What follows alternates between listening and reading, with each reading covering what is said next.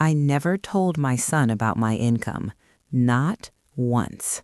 For most of his life, Adrian believed I was just another tired office worker, someone who left early in the morning, came home late, cooked whatever was available, and lived quietly in a modest apartment. To him, I was ordinary, invisible, predictable, and I allowed that illusion to exist. Adrian is 35 now, successful in his own way, married to a woman named Leela. He never knew that for nearly 2 decades, I had been earning over $40,000 a month as a senior executive at a multinational corporation. He never knew I negotiated contracts worth millions, managed entire regions, or made decisions that affected thousands of employees. I didn't hide it out of shame, I hid it out of principle. I was raised believing dignity is internal, not something you display. Power doesn't announce itself, it observes. So I lived quietly. Same apartment, same worn leather bag, discount store clothes, no luxury car, no jewelry.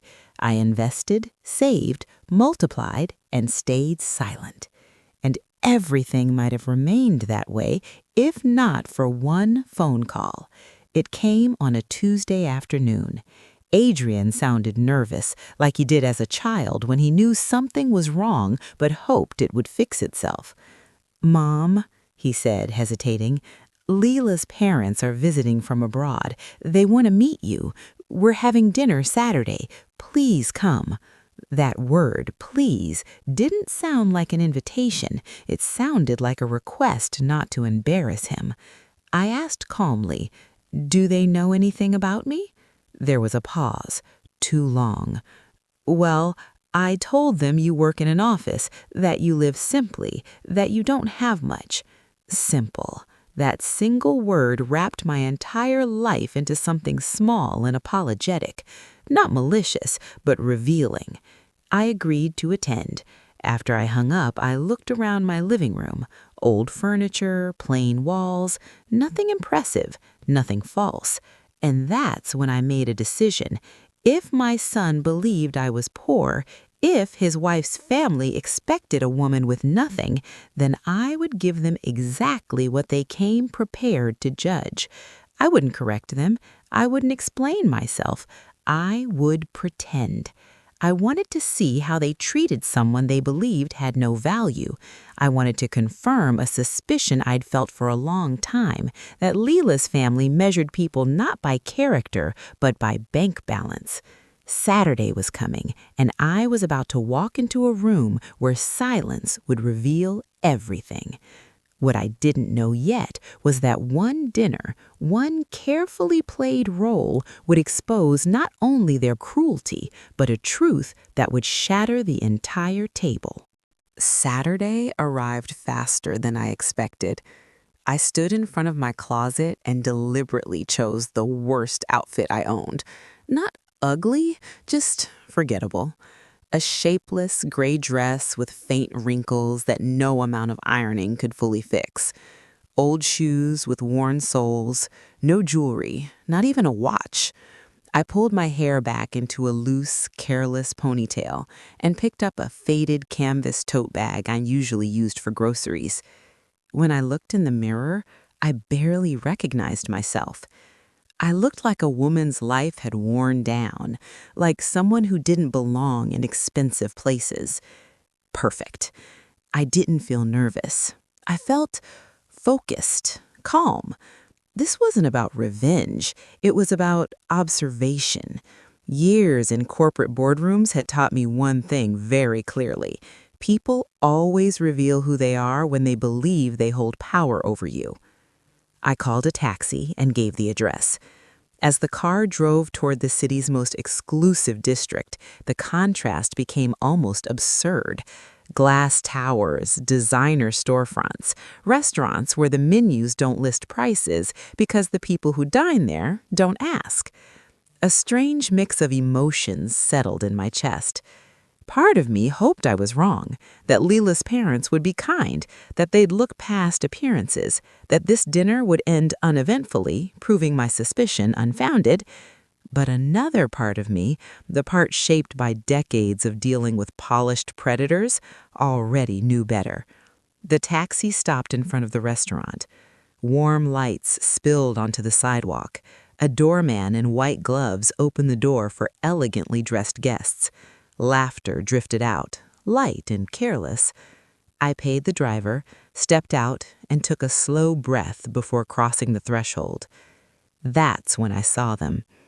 Adrian stood near a long table by the window, dressed sharply in a dark suit. His posture was tense, his eyes constantly scanning the entrance. The moment he saw me, his expression changed. Surprise, discomfort, maybe even embarrassment. Beside him stood Leela. She looked immaculate, cream-colored dress, perfectly styled hair, gold accents catching the light. Beautiful, composed, and visibly uneasy. Her eyes flicked to me briefly, then away. And then I saw her parents. They were already seated, positioned like royalty. Leela's mother, Celine, wore a sequined emerald dress and heavy jewelry that announced wealth before she spoke a word. Her posture was rigid, her gaze sharp. Her husband, Gabriel, sat beside her in an expensive gray suit, a massive watch gleaming on his wrist. They didn't look like people waiting to meet family. They looked like people waiting to pass judgment. I walked toward the table slowly, deliberately shrinking my presence. Adrian swallowed hard. "Mom, you made it." "Of course," I said softly, offering a timid smile. That's when everything truly began. Within minutes of sitting down, I would realize this wasn't just a dinner, it was a test, and I was already failing it, exactly the way they expected. Lila leaned in and kissed my cheek. The gesture was quick, polite, empty. "Mother-in-law, it's good to see you," she said, though her eyes avoided mine. There was no warmth there, only tension, as if she feared I might say or do something wrong. Then she turned to her parents. "Mom, Dad, this is Adrian's mother." That was it. No story, no warmth, no pride, just a label. Celine looked up slowly, her eyes moving over me in a single, practiced scan. From my wrinkled dress to my worn shoes to the faded tote bag resting against my leg. Her expression didn't change, but I saw it clearly, the disappointment, the quiet disdain. She extended her hand. "Pleasure," she said. The handshake was cold, brief, and lifeless. Gabriel followed with the same limp grip and a thin, rehearsed smile. I was already categorized. I took the seat at the far end of the table, the one no one offered to pull out for me. No one asked if I was comfortable. I adjusted the chair myself and placed my bag carefully beside my feet. The waiter arrived, placing heavy menus written entirely in French in front of us. Celine watched me closely as I opened mine, my fingers hesitating as if I didn't understand a word. "Do you need help?" she asked, smiling without kindness. "Yes, please," I replied softly. "I'm not familiar with these dishes." She sighed, barely audible but intentional. "I'll order something simple for you," she said to the waiter. "Nothing too expensive." The words hung in the air. Gabriel nodded approvingly. Adrian stared at his plate. Lila folded her napkin again and again, as if trying to make herself disappear. I said nothing. That silence unsettled Celine more than any argument would have. As appetizers arrived, conversation turned casual. Travel complaints, long flights, how exhausting luxury can be. Then, slowly, predictably, the subject shifted. Money. "Our hotel is over 1,000 a night," Celine said, glancing at me. "But comfort matters at our age." Gabriel chimed in. "We rented a premium vehicle, naturally." They spoke not to include me, but to impress, or rather to confirm the hierarchy they'd already decided on. I nodded politely. "That sounds lovely," I said. Encouraged, Celine continued. We've always been very disciplined. Properties in 3 countries, strategic investments. Gabriel oversees operations, and I manage our portfolios. Then she turned to me, head tilted slightly. And you? What exactly do you do? I lowered my gaze. I work in an office, a bit of paperwork, simple tasks. The glance she exchanged with Gabriel said everything. Honest work, of course. Of course.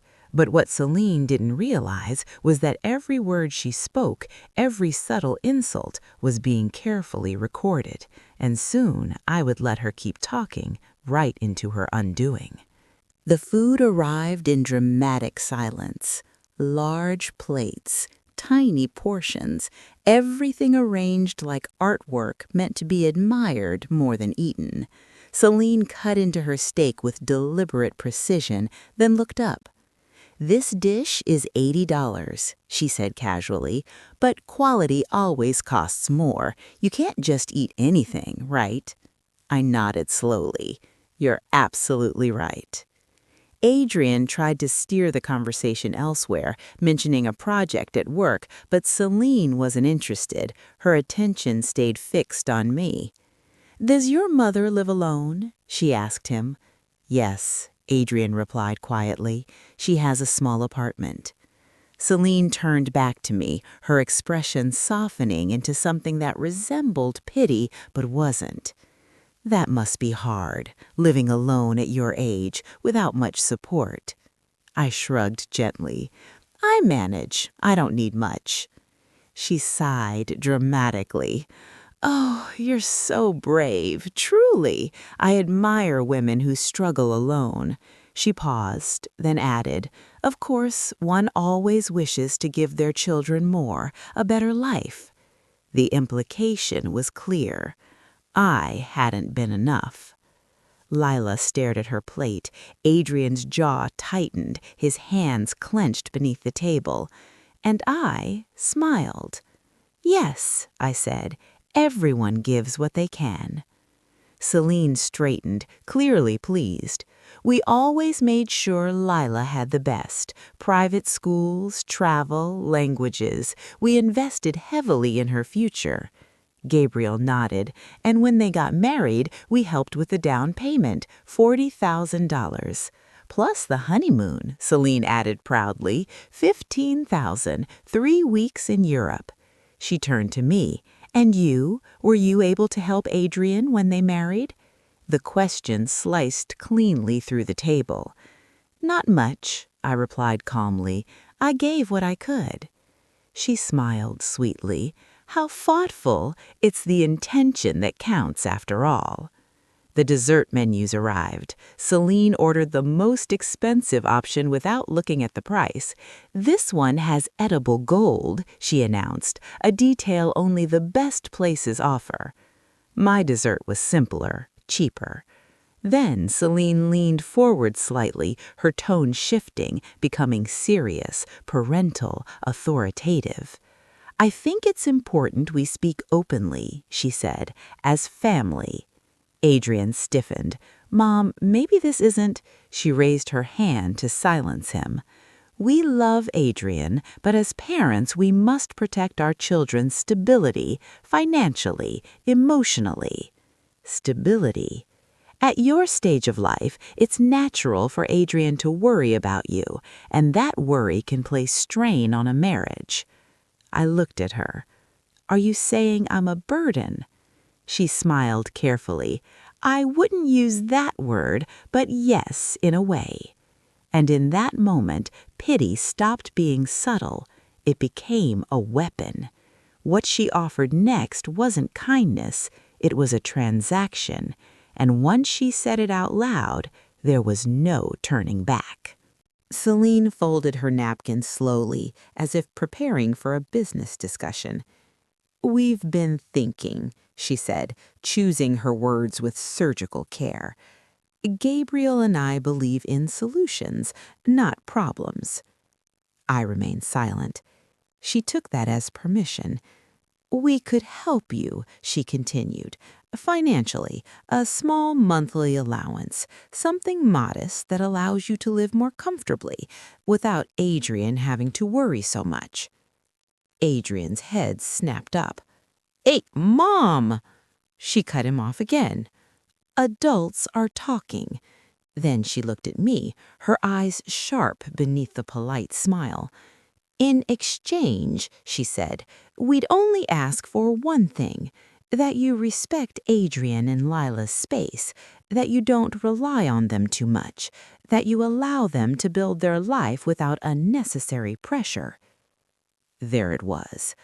Not concern, not generosity, a buyout. They wanted to pay me to disappear. The table went silent. Lila's hands trembled in her lap. Adrian looked as if he'd been slapped. Gabriel leaned back, arms crossed, watching as if this were a negotiation he fully supported. I took my time. I wiped my lips with my napkin. I sipped my water. Then I spoke, still soft, still calm. "That's a very generous offer, Celine." Her smile widened, victorious. "I'm glad you understand." "I just have a question," I added. "Of course. How much exactly is this modest allowance?" She hesitated briefly. $500, maybe $700, depending." I nodded slowly. "So," I said, $700 a month for me to step out of my son's life."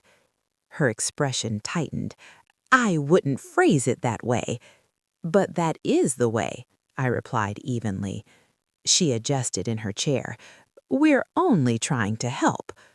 "Of course," I said, "like the 40,000 you gave them for the house." She brightened. "Yes." "And the 15,000 honeymoon." "Exactly." "So you invested $55,000 in their marriage," I said thoughtfully. "But I'm worth $700 a month." Gabriel shifted uncomfortably. "When you love your children," Celine said stiffly, "you don't hold back." "You're right. When you love your children, you don't hold back." Then I leaned forward. "But tell me, did all that money buy you respect?" Her smile vanished. "Did it buy you love?" I continued, "or just obedience?" The air changed. The power she thought she had began to crack. And that was the moment I stopped pretending, because once someone puts a price on your dignity, silence becomes betrayal to yourself.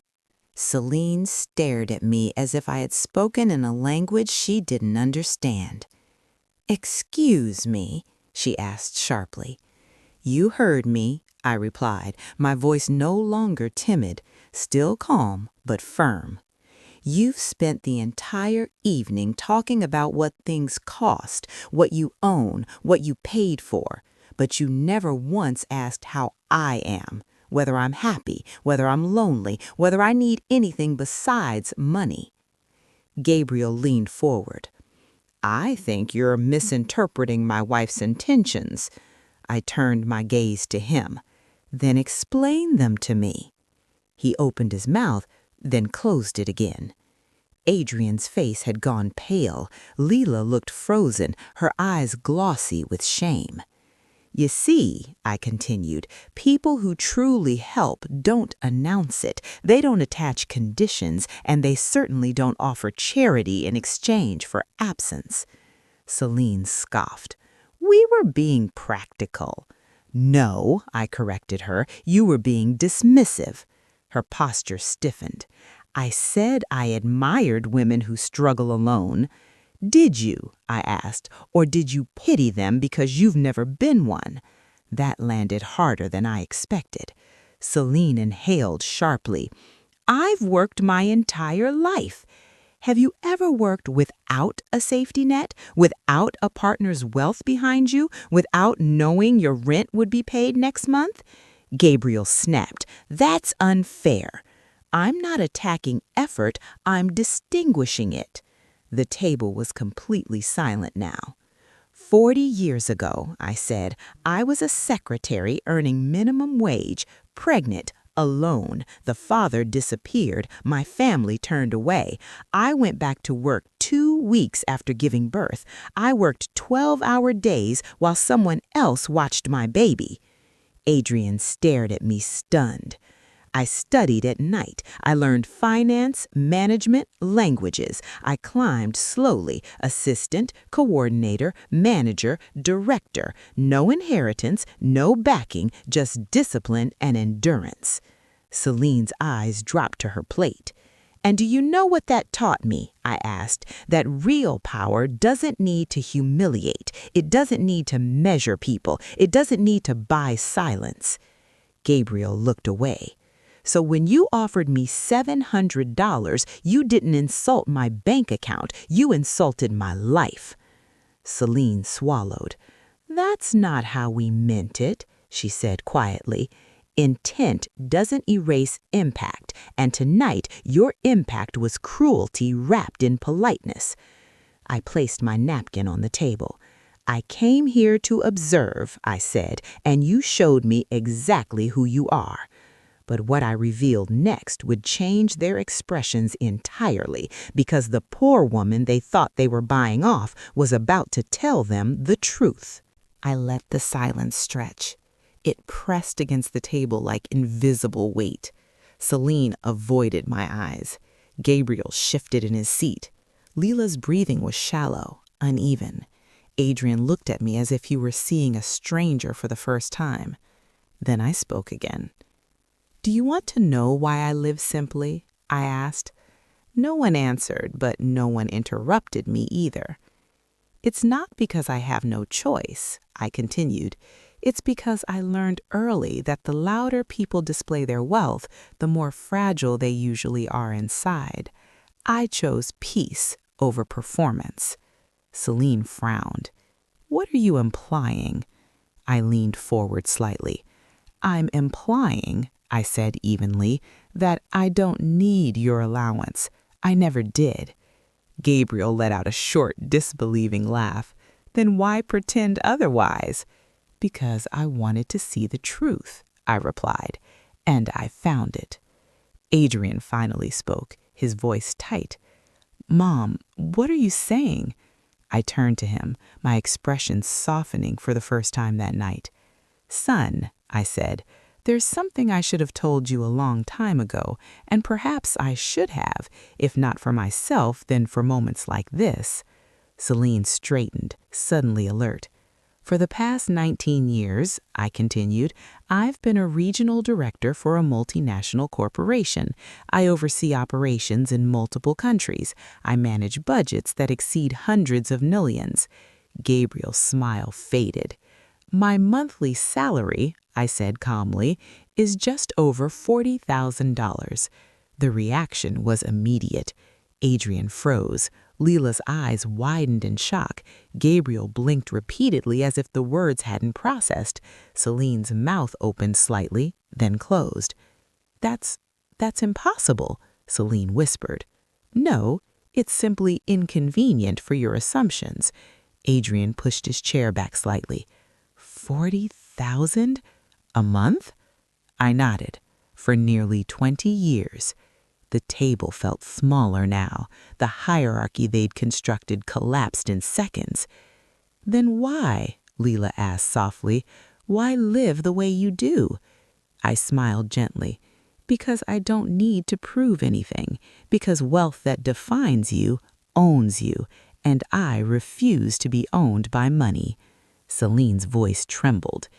If this were true, Adrian would have known. I didn't tell him. By choice. Adrian looked hurt. Why? Because I wanted you to grow without a safety net. I wanted you to build your own life, your own pride, your own strength. Gabriel cleared his throat. So this was all a test? No, I corrected him. This was an observation. You failed it on your own. Celine sat back slowly, her confidence draining. The woman she thought was beneath her wasn't, and she knew it. But the night wasn't over yet, because money can shock people, but humiliation, that was about to arrive with the check. Celine recovered first. or at least tried to. "This is absurd," she said, forcing a tight laugh. "If that were true, we would have known. You don't just hide that kind of position." "I did," I replied calmly, and very successfully. Gabriel leaned forward, his tone colder now. "Even if what you're saying is true, this doesn't excuse what you did tonight. You deceived us." "Yes," I agreed without hesitation. "I did." That answer clearly unsettled them. "I pretended," I continued, "the same way you pretend generosity while practicing control. The difference is my pretense exposed the truth. Yours hides it." Adrian stood abruptly. "Enough! This has gone too far." I looked at him gently. "Sit down, son. This is important." He hesitated, then obeyed. Celine crossed her arms. "You came here with the intention of humiliating us." "No," I said. "You humiliated yourselves. I simply let you speak." The waiter approached cautiously, placing the bill at the center of the table. $800. Gabriel reached for his wallet, pulling out a gold card with practiced confidence. He handed it to the waiter without looking at anyone. The waiter nodded and walked away. No one spoke. Celine's eyes flicked repeatedly to my face, as if searching for some sign of victory. There was none. Minutes passed. The waiter returned. "I'm very sorry, sir," he said politely. "Your card was declined." Gabriel stiffened. "That's impossible." "I can try again," the waiter offered. Gabriel handed over another card, platinum. The waiter left again. This time, Celine looked nervous. When the waiter returned, his expression was apologetic. "I'm afraid this one was declined as well." Gabriel stood up sharply. "This is ridiculous. I'll call the bank." He stormed toward the entrance, phone already pressed to his ear. Celine sat frozen. I reached into my canvas tote. Slowly, deliberately, I pulled out a sleek black card and placed it on the table. Unlimited limit, my name engraved. "I'll take care of it," I said. Celine stared at the card as if it were dangerous. "You don't need to." "I know, but courtesy matters." The waiter took the card with visible care and returned moments later. "Everything is settled, Miss Sterling." Silence. Pure, crushing silence. Celine finally looked up at me, not with superiority, not with pity, but with fear. The power had shifted, and there was nothing she could do to take it back. But before I left that table, I still had one final lesson to deliver, one she would never forget. I stood up slowly, smoothing the front of my gray dress. No one stopped me. Adrian looked torn, caught between disbelief and admiration. Leela sat motionless, her face pale. Celine's confidence had completely dissolved. Gabriel had not yet returned from his phone call. "I don't regret tonight," I said quietly, "but I do regret that it had to happen this way." Celine finally found her voice. "You humiliated us on purpose." I met her gaze. "No, I showed you restraint. Humiliation would have looked very different." She flinched.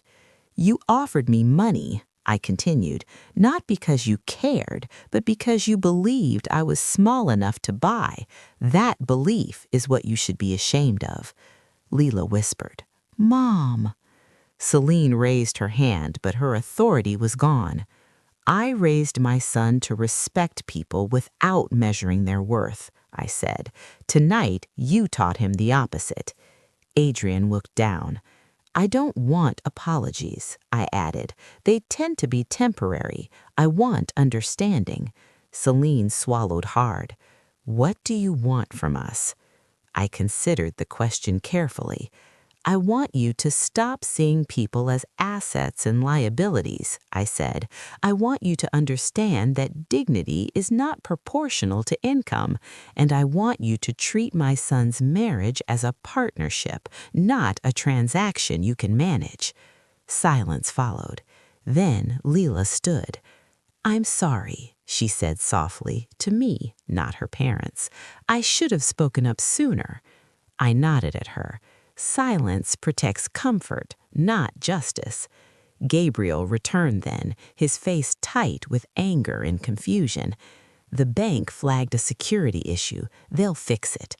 I didn't respond. We're leaving, Celine said abruptly, standing. I picked up my tote bag.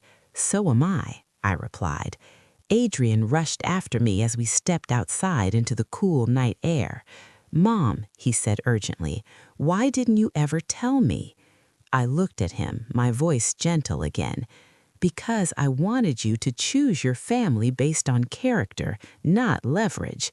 Tonight confirmed why that mattered. He nodded slowly. I'm proud of you, he said. I smiled. That, I replied, is worth more than any check. I turned and walked away, leaving the restaurant glowing behind me, still luxurious, still expensive, but suddenly very small. What I didn't know then was that this dinner would fracture their family in ways money could never repair, and the aftermath would be far messier than the confrontation itself. The next morning, my phone wouldn't stop vibrating. Missed calls, messages, voicemails stacked one after another, most of them from Adrian, a few from Lila, none from Celine or Gabriel, but their silence was loud. I made myself coffee before returning any call. Life teaches you that emotional distance is sometimes the only way to think clearly. When I finally answered Adrian, his voice was strained. They're furious, he said. Not at you, at each other. I wasn't surprised. Mom accused Dad of hiding financial issues, he continued. Dad says she embarrassed him in front of everyone. They barely slept. That happens when appearances crack, I replied calmly. People who live for image panic when it slips. Lila called later that afternoon. I don't know what to do, she admitted. My parents are acting like victims. They say you manipulated them. I sighed softly. Truth often feels like manipulation to those who benefit from lies. She was quiet for a moment. They're demanding we distance ourselves from you, she said. I closed my eyes, not in pain, but in recognition. And what do you want? I asked. I want peace, she said, but I don't want to choose sides. There is no neutral ground when dignity is involved, I replied gently. Silence will be read as agreement. That evening, Adrian came over alone. He sat across from me, elbows on his knees, head in his hands. I don't know how to look at them now, he admitted. Everything feels different. That's because it is, I said. You saw who they become when they think they're superior. He nodded. They offered us more money, he added bitterly, said they'd smooth things over if we just moved past it. I laughed quietly. They're trying to regain control. He looked up. What should I do? I met his eyes. Decide what kind of man you want to be, one who accepts comfort at the cost of conscience, or one who stands even when it's inconvenient. He didn't answer immediately, but I could see the decision forming. Later that night, Lila sent a message. I told them I won't cut you out. They're not speaking to me now. I typed back slowly. Then you've just learned the price of integrity. Outside, the city hummed as always. Inside, lines had been drawn. The dinner was over, but the consequences had only just begun. And when Celine finally broke her silence, she didn't come with apologies. She came with a threat that would force all of us to choose. The message from Celine arrived just past midnight. The screen glowed against the dark room, each word seeming to slice through the quiet like a knife. You think you've seen the worst. You haven't. Keep pushing and you'll regret it. No signature, No explanation, just a warning. I read it twice. Then I set the phone down and stared at the ceiling. Threats are easy to make. Understanding their weight, that's where the real challenge lies. Adrian was the first to respond the next morning. His voice carried the fatigue of nights spent turning over every possible outcome. "She sent something," he said. "I don't know what it means, but it feels serious." I nodded slowly. Serious doesn't always equal unstoppable. She's testing us. Leela called next. Her tone trembled. "I feel like I'm back at square one, like nothing we did matters." "Everything matters," I said softly. "Every choice, every reaction. You're learning who people really are. That knowledge is more powerful than money or comfort." She sighed, a sound full of both relief and frustration. "But how do you stay calm? How do you not feel cornered?" Because panic is a tool they hope to use. If you give them that reaction, you hand them control. Later, I met Adrian at our usual coffee spot. The air was heavy with unspoken tension. "They said they could make this disappear," he said, rubbing his temple. "Money, favors, promises. They think we're like them. Then show them we're not. Control is an illusion. Integrity is real. And real people, people like us, stand firm even when the storm is coming." He nodded, determination slowly replacing the doubt in his eyes. I don't want anyone hurt, but I don't want to lose myself either." "Then you've already made your choice," I said quietly. "You're standing." That evening, Leela and I sat together. We didn't speak much. Words felt inadequate for what was coming. The city outside buzzed with life, unaware of the storm building in our small corner of it. Then, as if on cue, my phone buzzed again. Another message from Celine. This one had an attachment. I hesitated, knowing that opening it would change everything. But sometimes, to know the truth, you have to face the risk. And when I opened the attachment, the screen filled with an image I never expected, a secret that could destroy more than just pride and force choices none of us were ready to make. I stared at the attachment from Celine, my fingers hovering over the screen. A slow inhale, then a tap. The image loaded and my heart sank.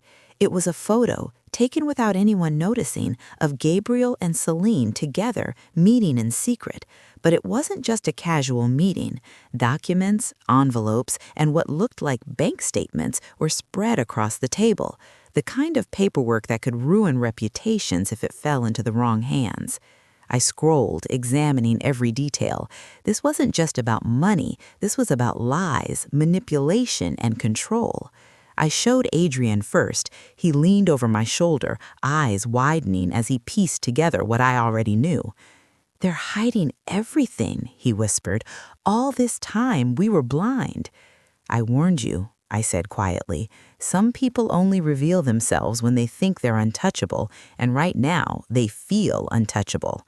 Lila called immediately after. Her voice was sharp, tinged with fear and anger. "They knew we'd see this eventually," she said. This is proof of everything we suspected, and yet they act like victims."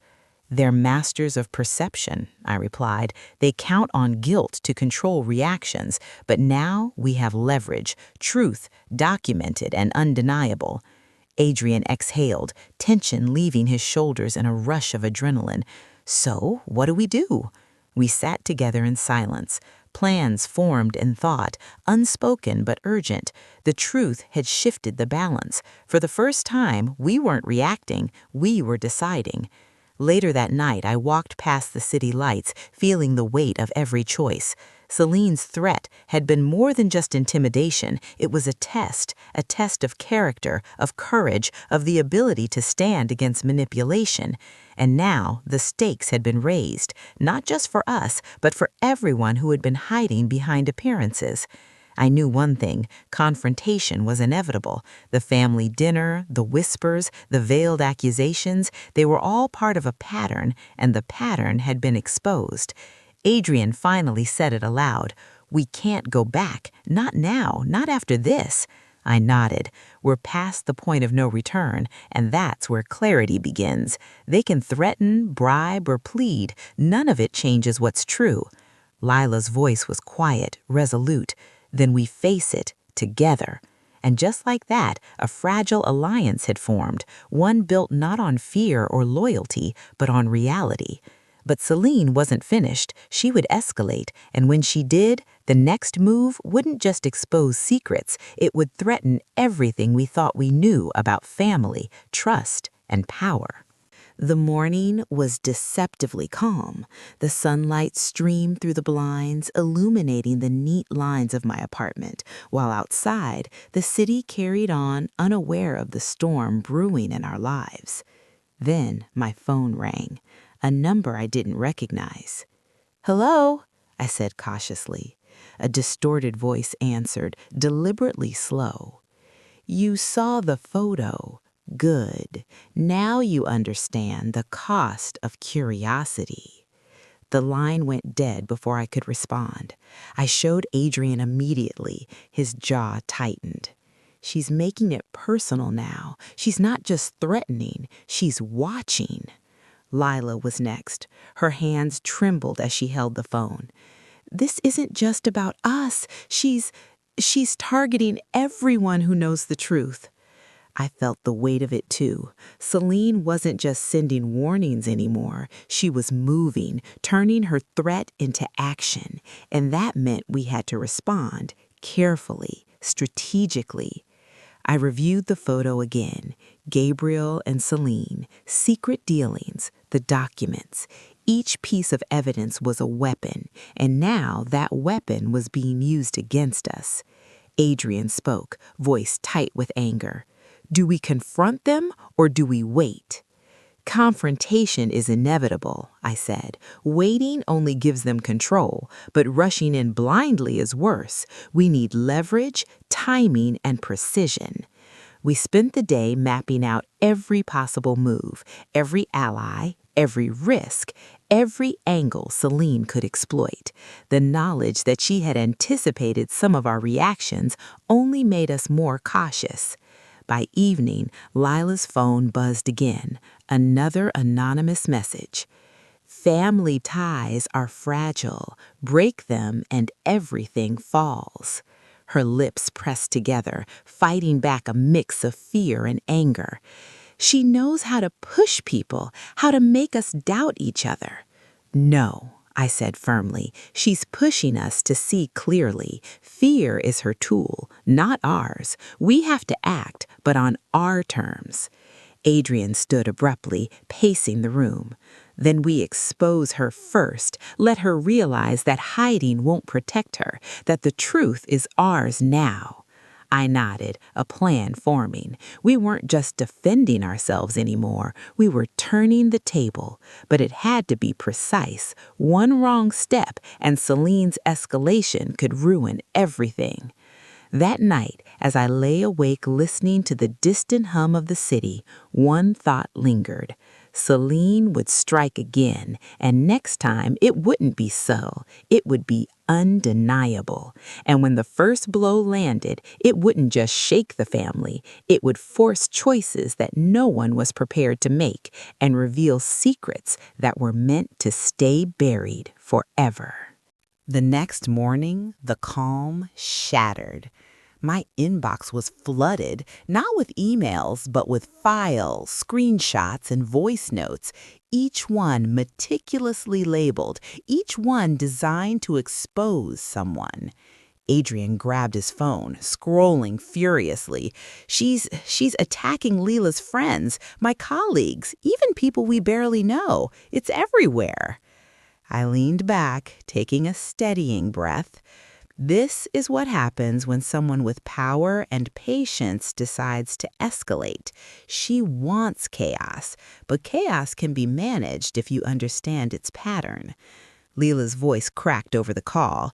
"She's making it impossible to ignore. Even Dad and Mom are involved now. They're getting dragged in whether they want to be or not." "That's the point," I said. "Celine doesn't want allies. She wants isolation, confusion, fear. She wants us reacting, not thinking." By mid-afternoon, I had compiled the incoming files. There were personal conversations, altered photos, even doctored texts meant to implicate Adrian in things he hadn't done. The audacity of it made my stomach tighten. But fear wouldn't be the reaction here. Clarity would. Adrian rubbed his temples.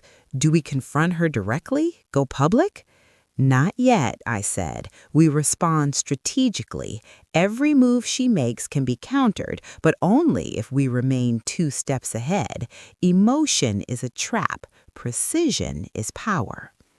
Leela messaged me separately. Her tone was urgent. "She's pushing us to turn on each other. I can feel it. I don't know if I can trust anyone right now." I typed back slowly. "Trust yourself first. Fear is the enemy. She wants hesitation. Decide, act, and stand firm. That's how you survive this."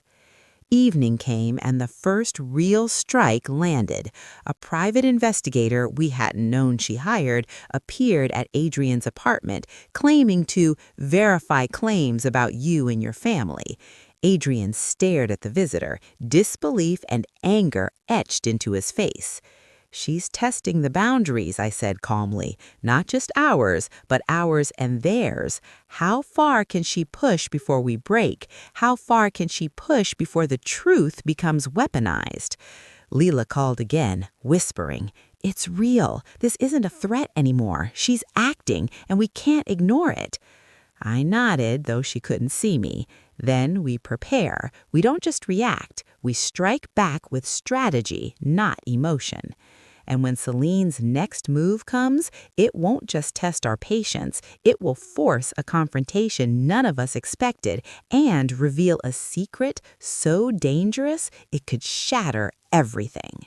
By morning, the energy in the apartment was electric. Adrian, Leela, and I had spent the night analyzing every file, every photo, every message Celine had sent. It was clear she wasn't just trying to intimidate us, she was orchestrating chaos. And now it was time to take control. "We can't keep reacting," I said, spreading the documents across the table. "Every move she makes is calculated. If we want to survive this, we need to dictate the pace." Adrian leaned forward, pointing at a file. "These doctored texts, they're trying to make it look like I betrayed the family. How do we prove otherwise?" "Evidence," I said firmly, "and timing, not just exposing her lies, but showing them to the right people at the right moment. We make the truth undeniable." Leela's hands shook slightly as she stacked the messages. "But what about the threats? The private investigator? I don't know if I can face her directly." "You don't have to face her blindly," I replied. "We use strategy, anticipate her next move, and then act. Fear is temporary, planning is permanent." We worked late into the afternoon. By the time the city lights flickered on, we had mapped out a counter-strategy. Document every move Celine had made, compiling proof of manipulation and intimidation. Identify allies within the family who weren't fully under her control. Control the narrative. If she tried to spread false information, we would respond immediately with undeniable evidence. Predict escalation points. Anticipate when she would act next and be ready. Adrian nodded, a mix of exhaustion and determination in his eyes. "It feels risky, but I can't go back to being a pawn." "Then we don't. We become the players, and the board is ours to control." Leela exhaled, a small smile breaking through her fear. "I think I understand. It's not about avoiding the storm. It's about learning how to move through it." "Exactly." That night, I double-checked the plan. Every document, every message, every step in place. Celine might have been relentless, but we weren't helpless. We had knowledge, strategy, and each other. And yet, even as I felt the first spark of confidence, my phone buzzed again. Another message, another warning, but this one was different. It wasn't just a threat, it was a challenge. And when we opened that message, we realized Celine wasn't just testing us, she was daring us to strike. And the consequences of that strike would change everything forever. The message from Celine glowed on my screen, urgent and sharp. Unlike the others, this one wasn't anonymous. It carried her signature flourish, almost taunting. "You think you understand the game? Step forward and show me. I dare you. But beware, the first move will cost more than you realize." I read it twice, then set the phone down deliberately. A dare, a challenge, a provocation designed to make us react emotionally. Adrian leaned against the counter, arms crossed. "She's trying to make us act first. She wants us to stumble, to give her an excuse." "Exactly," I replied, "and we won't. Not blindly, not emotionally, but we will act strategically." Lila sat beside me, scrolling through the previous messages. "It's terrifying," she whispered. "Every step feels like a trap." That's because it is, but traps can be navigated if you understand their design, and we do. We know her patterns, her motives, her moves. That's power. We spent hours mapping out our response. The plan had to be subtle but firm.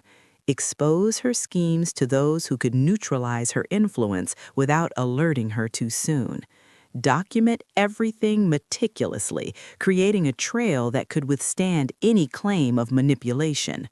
Coordinate our actions so every step reinforced the next. Predict her reactions so we could counter them before they became threats. Adrian nodded slowly, determination hardening his features. "So this isn't about fear, it's about control, taking back the board she's been trying to dominate." Lila looked at both of us. "It feels almost like we're the hunters now, not the hunted." "Exactly," I said, "and that changes everything. Celine can threaten, she can intimidate, but she can't dictate reality, not when we're prepared." Evening fell, and with it a quiet anticipation. Outside, the city hummed with life, indifferent to our private war. But inside, the rules were changing. The first move wouldn't be reckless, it would be calculated, and it would send a message. As I reviewed our strategy one last time, my phone buzzed again. Another attachment. This one was different, more deliberate, more personal. A photograph of Adrian, Lila, and me together, overlaid with cryptic words. "Show me your strength or lose everything." I met their eyes, calm but resolute. I said, "This is it. The challenge isn't a threat anymore, it's a test, and we're ready."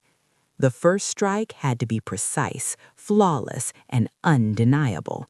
But what we didn't know was that Celine had already set a counter, one that could change the rules of the game entirely. The morning felt heavier than usual. Every glance at my phone made my chest tighten, but I knew hesitation wasn't an option. It was time to make our first calculated move. Adrian, Leela, and I gathered at our usual spot, laptops open, documents spread across the table like a tactical map. Every file Celine had sent, every doctored message, every private investigator report, we had organized it, verified it, and framed it in a way that couldn't be denied. "Remember," I said, "we're not acting out of revenge. This is about exposing manipulation and taking control of the narrative. Everything must be precise." Leela nodded, determination replacing fear. We send it to Gabriel first, right? He needs to see the truth before she can manipulate him further. Exactly, I said. Timing is everything. If Gabriel understands her tactics, her leverage diminishes. Adrian hesitated for a moment, then clicked send. The documents, screenshots, and carefully annotated proofs of Celine's schemes flew into Gabriel's inbox. Moments later, a read receipt confirmed he had opened them. I exhaled, feeling a flicker of relief, but relief was temporary. Celine's response was always lurking, silent, and unpredictable. And it came almost immediately, a single message from her number, curt and cold. Bold, but predictable. Did you really think it would be that easy? Adrian slammed his fist on the table, frustration boiling over. She's taunting us. She's daring us to go further. Good, I said, calm but firm. We're playing on a board we understand now. Predictable doesn't mean powerless. Every move we make can be controlled if we stick to the plan. Leela's phone buzzed. Another anonymous tip, this time implicating someone outside our immediate circle, a friend of Adrian's who had unknowingly been dragged into Celine's schemes. This is escalating faster than I thought, she said, voice tight. She's turning everyone against each other. That's her weakness, I replied. She believes confusion is strength, but confusion can be anticipated, chaos can be contained, and now we have allies who are seeing the truth firsthand. That shifts the balance. By nightfall, Gabriel called. His voice was shaken but clearer than it had been in days. I see now. She's been manipulating everyone, spinning lies, trying to isolate you. Thank you for showing me. I smiled faintly. It's not over, but it's a start. Knowledge is power, and now we have it on our side.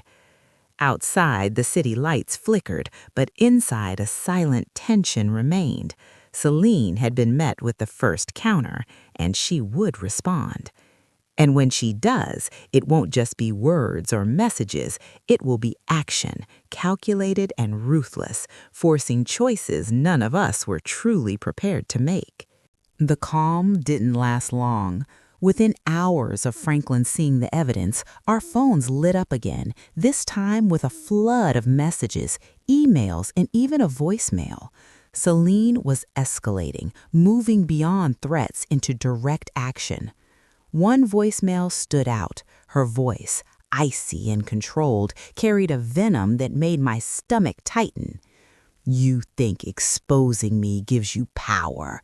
You've only started the game. Watch closely. Every ally you trust, every move you make will cost you more than you imagine. Adrian slammed his laptop shut. She's attacking everyone now, not just us. Friends, colleagues, even distant relatives are caught in her web. I leaned back, breathing slowly. That's her strength and her weakness. She spreads chaos, but in doing so, she shows her hand. We know the pieces now, and pieces can be moved. Leela's phone buzzed again. She opened it, her face paling. She's showing them things. Photos, conversations, documents, manipulated to make people distrust each other. It's working. Yes, I said calmly, it's working for her only if we react without strategy. But we don't. We anticipate, we counter, and we control the narrative. Adrian shook his head, frustrated. I can't believe how far she'll go. This isn't just a family feud anymore. It's a war. I nodded. Exactly. And in wars, the first to think clearly often survives. We spent the next hours analyzing the incoming evidence. The attachments were precise, calculated, and vicious, but predictable. Each of Celine's moves had a pattern: intimidation, isolation, then pressure. Recognizing it was half the battle. By evening, we had formulated the next step, not reactive, not emotional, but deliberate. We would expose her escalation strategically, showing her manipulations to those she wanted to control while maintaining our own safety. Leela looked at me, eyes wide. It's terrifying, but I feel like we finally have control. Yes, I said calmly, for the first time, we're no longer running, we're directing the game. Just as I finished speaking, another message appeared on my screen. This one was different. No words, just a photo of Adrian, Leela, and me standing together, circled in red. Underneath, a single word, countdown. A chill ran down my spine. Celine wasn't just escalating, she was setting the stage for something bigger, something immediate. And when the countdown reaches 0, the choices we make in the next moments won't just affect us, they'll determine who survives Celine's game and who is left exposed to consequences they can't imagine. The photo lingered on my screen, the single word countdown glowing ominously. Every instinct screamed that time had just become our enemy. Celine's escalation was no longer abstract. It was immediate, deliberate, and dangerous. Adrian paced the room, restless. Do we know what this countdown is for? How much time do we have? I shook my head slowly. We don't. That's exactly what she wants, to force panic, to make us react before we're ready. But panic won't help us. Clarity will. Lila's hands trembled as she scrolled through her phone. She's made threats before, but this feels different, personal, targeted. She's watching every move. That's her pattern, I said, spreading the documents we had compiled across the table again. Intimidation, pressure, isolation, and now urgency. But urgency can be anticipated just like the other steps. We have the tools to survive this if we act carefully. We spent hours tracing every thread of Celine's escalation, the private investigator, the manipulated emails, the doctored texts. All signs pointed to one thing. She intended to corner us, to make a move while we were distracted and divided. But we weren't distracted. We weren't divided. Adrian clenched his fists. So what's the plan? Do we strike before she does? Not strike blindly, I replied. We counter, methodically. Every piece of evidence she sent will be turned against her in the right sequence. Allies will see the truth. She won't have control over the narrative anymore. But timing is everything. Lila nodded, a mixture of fear and resolve in her eyes. It's terrifying knowing she's already in motion, but I trust this. I trust us. Night fell. The city outside thrummed with life, oblivious to the tension that had gripped our small corner of it. Our phones buzzed constantly, Celine's silent presence looming in every notification, every shadowed corner of our screens. Then, with a sudden ping, another message arrived. This time, it was more than a photo. It was a video, 3 minutes long, showing a meeting of Celine and an unknown associate. Their conversation was veiled, but one word hit like a hammer. Expose. I turned to Adrian and Lila. She's preparing her move, and we have less time than we thought. Every second counts. And as the countdown ticks closer to 0, the first move will land, and when it does, it will force choices none of us can avoid, revealing secrets that were never meant to be seen. The countdown was no longer a distant threat. It had become a heartbeat, a constant rhythm in the back of my mind. Every notification, every shadowed glance reminded me that Celine's game was coming to its peak. Adrian, Leela, and I sat together, reviewing the plan one last time.